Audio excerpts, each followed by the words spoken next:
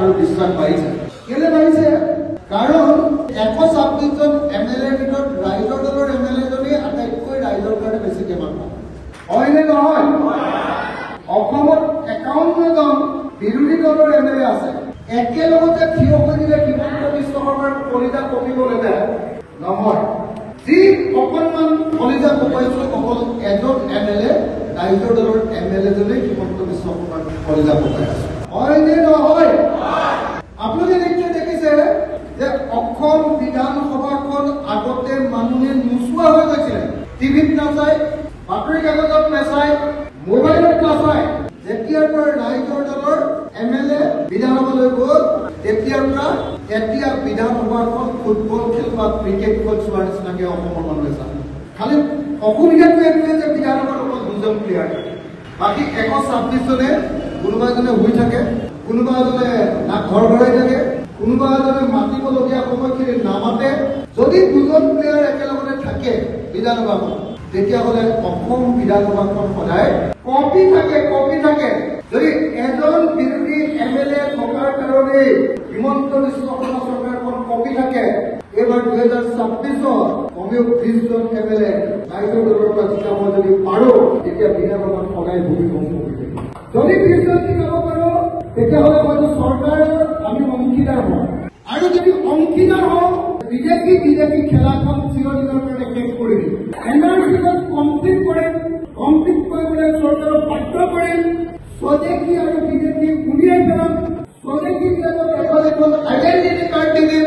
যাৰ identity card থাকিব সি অসমীয়া, আৰু যাৰ হাতত আইডেণ্টিটি কাৰ্ড নাথাকিব, পৰিচয় পত্ৰ নাথাকিব, তেওঁৱে বিদেশী আৰু তেওঁ ট্ৰাকত তুলি দি ইয়াৰ পৰা বাংলাদেশৰ পৰা যদি আহিছে বাংলাদেশলৈ, অন্য ঠাইৰ পৰা যদি আহিছে অন্য ঠাইলৈ, একদম অসমৰ সীমা পাৰ কৰিহে থৈ আহিব।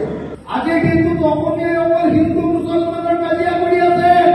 বিজেপিক অকল হিন্দু মুছলমানৰ কাজিয়া লাগে, একো কৰিব নোৱাৰিলে বিজেপিয়ে কৈছে 16 তাৰিখৰ পৰা অসমৰ পৰা বিজেপিয়ে টালি টুকুৰা লৈ ভাগিব লাগিব।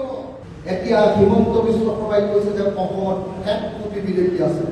1 কোটি বিজেপি থকাৰ পাছত আকৌ কাৰ নামৰ এখন আইন আনি কৈছিলে যে 2014 চনৰ 31 ডিচেম্বৰলৈকে বাংলাদেশ, আফগানিস্তান আৰু পাকিস্তানৰ পৰা মুছলমানক বাদ দি আৰু সকলো আহিব পাৰিব।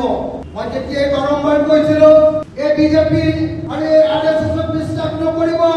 ইহঁত জাতিৰ বিশ্বাসঘাতক। ইহঁতি ভাৰতৰ স্বাধীনতা সংগ্ৰামতে ভাৰতীয় জাতিক বিশ্বাসঘাতকতা কৰিছিলে।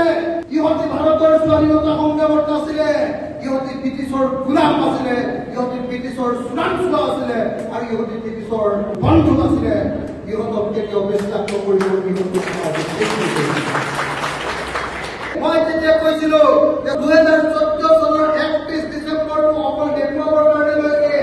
ইহঁতি 2024 চনৰ 31 ডিচেম্বৰলৈ সলাই দিব, তাৰপিছত 2034 চনৰ 31 ডিচেম্বৰলৈ সলাব, তাৰ পাছত 2045 চনৰ 31 ডিচেম্বৰলৈ সলাব, আৰু তাৰ পাছত অনন্তকালৰ কাৰণে বাংলাদেশৰ পৰা হিন্দু বাংলাদেশীসকলক সকলোৱে আহিবৰ সুযোগ দিব।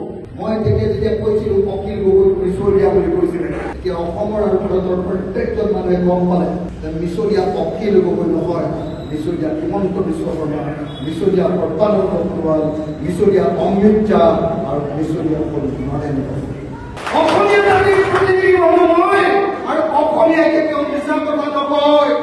অসমীয়াই 17বাৰ মুকুটৰ বিৰুদ্ধে যুদ্ধ কৰিছিলে। এখন যুদ্ধ যেতিয়া হাৰিছিলো, মীৰ জুমলাই 2 বছৰৰ কাৰণে অসম দখল কৰি লৈছিলে। 2 বছৰৰ কাৰণে। এতিয়াও বিজেপিয়ে কেইদিনমানৰ কাৰণে অসম দখল কৰি লৈছে। 2026 আৰু 2031 ইহঁতক দৌৰাই অসমৰ পৰা খেদিম, আৰু চেলেঞ্জ লৈ গাঁৱে কাম কৰি আছো। আৰু বিজেপি খেদিম আৰু খেদিম, RSSক খেদিম আৰু খেদিম। আকৌ অসমীয়া জাতিৰ সহ্য বৃদ্ধ আকৌ প্ৰতিপূৰ্ণ। আপোনালোকক আকৌ এবাৰ কৈছো, বিজেপিৰ চক্ৰান্তত কেতিয়াও কৰি নিদিব। বিজেপিয়ে বিচাৰিছে যে তেওঁলোকে যিবিলাক প্ৰতিশ্ৰুতি দিছিলে এটাও তেওঁলোকে পূৰণ কৰিব নোৱাৰিলে। বিজেপিয়ে কৈছিলে যে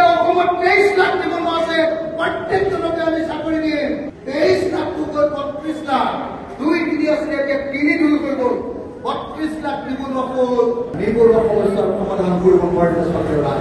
এটাকে আপোনালোকে চাওক যে তেওঁলোকে কৈছে যে জাতি মাটি ভেটি ৰক্ষা কৰে আৰু তেওঁলোকে জাতি মাটি ভেটি ধ্বংস কৰিবৰ কাৰণে হিন্দু বাংলাদেশী কাৰণে অসমত প্ৰভাৱ কৰিছে।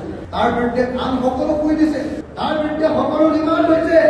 কিন্তু নিমাত নহওক ৰাইজৰ দল, নিমাত নহওক কৃষক মুক্তি সংগ্ৰাম সমিতি, নিমাত নহওক ছাত্ৰ মুক্তি সংগ্ৰাম সমিতি, নিমাত নহওক ৰাইজৰ দল।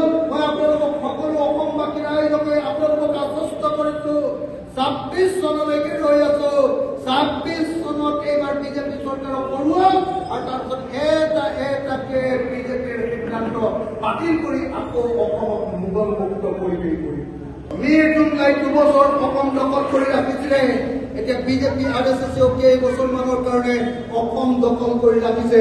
কিন্তু মীৰ জুমলাক কেনেকৈ খেদিব লাগে অসমীয়া জানে।